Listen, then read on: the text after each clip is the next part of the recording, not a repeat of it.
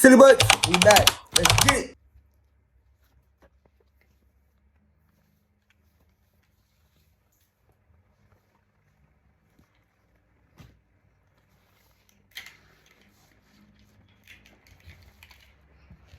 My bad, y'all.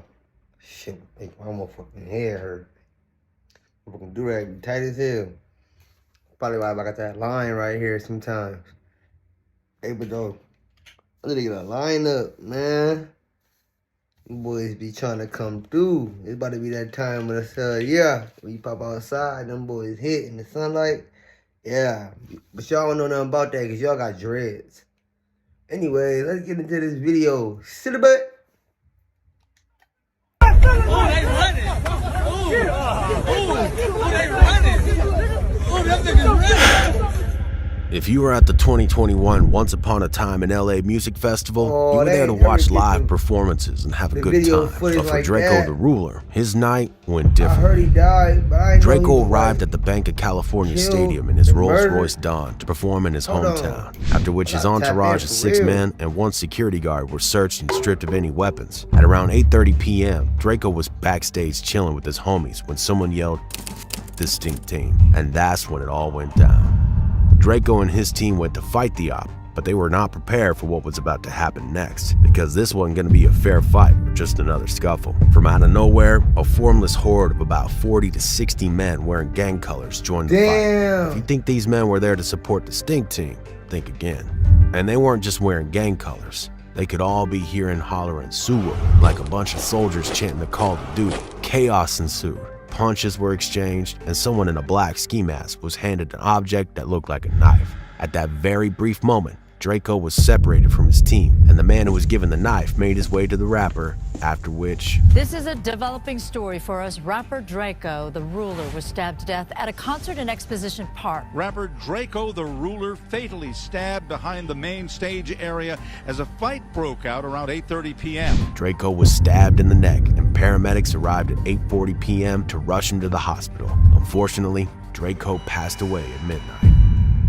But his death leaves a few questions. How did Draco get involved in such a heated beef that as many as 40 to 60 gang members wanted him dead? What could Draco have done that his ops wanted to get him so bad that they did it at a concert? Daryl Caldwell, also known as Draco the Ruler, was born on the 1st of December 1993 in South Central LA.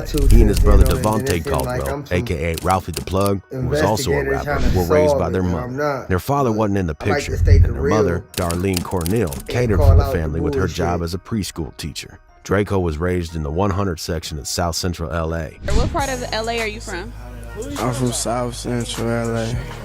The hundreds.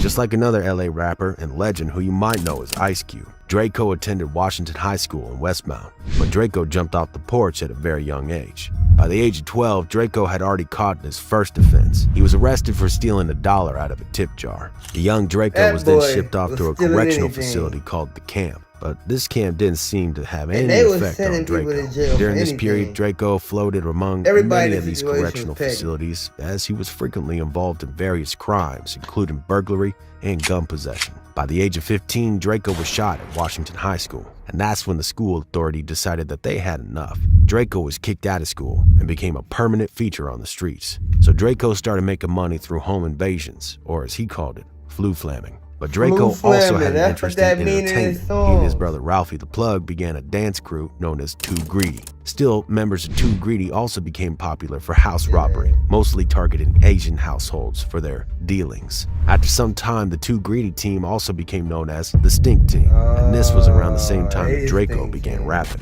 Draco states that he always wanted to rap because he saw it as a way of escaping the dangers of the street. Draco and his Stink Team released several mixtapes and hits that made them a prominent name on the streets of LA. And in early 2011, Draco began using YouTube as a platform to showcase his talent. He dropped several freestyles over other rappers' beats, but it wasn't until 2013 that he took his career to another level. Draco dropped his debut mixtape, Nervous Music, and then dropped another mixtape titled Mr. Mosley in 2014. Many of his tracks during this period featured various members of the Stink Team.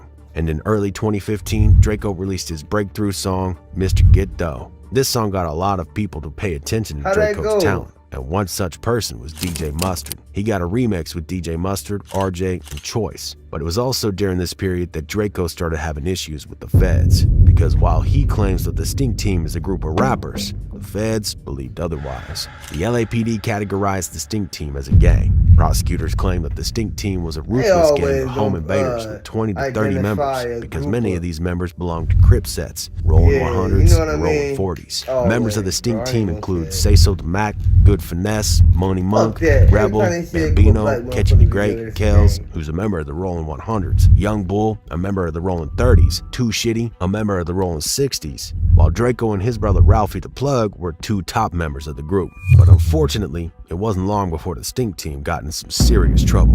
On the 10th of December 2016, Draco and several members of the Stink Team went for a naughty or nice pajama jam party. They arrived at the venue at the 100 block of West Victoria Street with a 5-car convoy. Another member of the team, AB, joined them at the venue. The Stink Team were all in their cars waiting to go when Too Shitty approached Draco's car window and informed him that the members of the Inglewood Family Bloods, IFB, were at the party. The IFB had become the Stink Team's ops because many members of the Stink Team were members of the Rolling Crips. And although Draco didn't belong to any gang, the IFB saw him as one of their ops because he used to roll with a lot of Crips. Therefore, the Stink Team was worried about their presence. After Draco was told they were at the party, he ordered the Stink Team to leave immediately. However, just as they were about to leave, another IFB member known as Red Bull walked past him. Immediately, Kels and AB spotted him. They both opened fire without giving it a second thought. After catching several bullets, Red Bull was soaked in blood, but he still managed to stumble back into the venue while wheezing and gasping for air. 2 other people were injured while Red Bull, who was shot multiple times, unfortunately died from his injuries. That's how the beef got started between AB and Kels were actively involved in a feud against Red Bull Inglewood Family Bloods. So for them, they had just fully utilized an opportunity to take an op out. So while caught in the euphoria of popping one of their enemies, Kels turned to Draco and said, "I emptied a clip on them dudes." The Stink Team jumped into their vehicles and drove back to Draco's apartment, which was only 15 minutes away from the venue. The shooting happened around 11:30 p.m. and the crew was unaware that the victim had died until they heard it on the news at around 3 a.m. the next day. After this incident, Draco would return to making music and dropping the visuals to his songs. Draco would drop some of the biggest hits of his career during this period. But what the rapper didn't know was that these videos would turn out to be his hubris. The feds were paying close attention to all of Draco's moves, and they stated that it was this video of the song Bully Breaker that helped them identify Draco's apartment. Draco then dropped the most viewed music video of his career, the video for the song Impatient Freestyle. In the video, Draco is seen having a good time with his homies, smoking, drinking, and many of them holding big pipes. The video would also feature another important character in Draco's story, his Mercedes GLE Coupe. However, this car would also turn out to be Draco's Achilles heel. The cops explained that this car matched the description given to them by eyewitnesses as one of the cars involved in Red Bull's murder. Draco's life was about to take a massive turn that no one saw coming. Draco found himself embroiled in a murder case that would become one of the most fascinating criminal cases to involve a rapper. On the 2nd of January 2017, Draco was celebrating the beginning of a new year with his family, members of the Stink Team, and several other of his homies. Their hands were saddled with drinks, and they had weapons lying around. But this atmosphere of celebration would soon change instantly. Police raided the rapper's house and arrested Draco, members of the Stink Team, brother, and his sister. Draco was charged with 6 counts of unlawful possession of a firearm by a felon. However, the guns that were found in Draco's house weren't the ones that were used for the murder. So at this point, all the cops had were bullets, surveillance footage, and shell casings from a .38 and .40 caliber pistol. All of these weren't enough to make a case, but that would change very soon. While Draco and members of the Stink Team were in jail, the cops adopted a controversial tactic to get the answers they wanted. Just before the Stink Team was formally charged, they planted a jail informant who was wearing a wire in the same cell as Too Shitty, and Too Shitty unknowingly spilled the beans. He revealed that the shooter was AB, after which AB was arrested, and then they used the same strategy on him too. AB was a member of the Rolling. See, this is what I be trying to tell y'all, bro. See, look, people be thinking I'm the weird guy, right? I don't like talking about any information with people, especially if I barely know you. You know what I mean? Now, we live in a day and time where everybody posting everything on social media, so some people feel entitled to know about your life. And if you don't tell them about your life, they take it as an insult. Like, oh, why you not telling me? When it can be just maybe a person's personal preference. But in this situation right here, if you were a weird guy like me, you would know not to be just openly discussing anything that you've done along the course of your life with strangers that you barely even know. You know, especially ones that you're not going to have to be dealing with for a very long time. You know, you should be more decisive on what you tell. But in his case, unfortunately, it led them to going to jail, which is a reason why a lot of people go to jail, because they can't shut their pie hole. And not like you're snitching, but more so in the fact of the matter that as you are invested in being the best criminal, there are people out here that are invested in being the best cop. So as the new tricks and ways change in crime, the new tricks and ways to solving crime change as well. So they may be investing money into catching a criminal. Oh, believe me, don't think that they just invested money into cars and stuff like that. Maybe they invested money into like putting undercovers in every job to act like the cool guy, to get close to people that he thinks that he need to get close to get information. Maybe they invest their money into houses. There's all type of stuff, man. It's just all type of stuff, man. But hey, let's get back to the video, man. Don't get me going my conspiracy theories, man. I leave that with TikTok. When you come to YouTube, this is the genuine me, not all being in my head me. We just gonna leave it at the fact of the matter that it was an undercover. You know what I mean? They just do that every once in a while.